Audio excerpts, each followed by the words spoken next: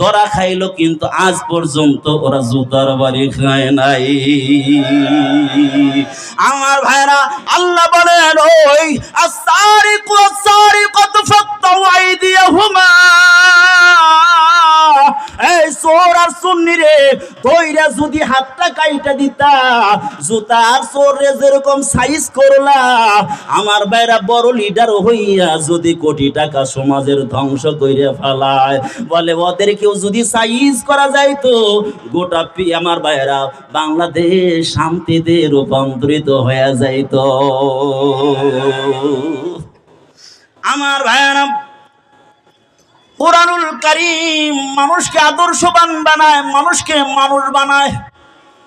মানুষ হলো দুই প্রকার, একটা হলো জন্মগত মানুষ, আর একটা হলো গুণের মানুষ। জোরে বলেন কিসের মানুষ? আমার মনে হয় পছন্দ হইতেছে না, আপনাদের পছন্দ হইতেছে?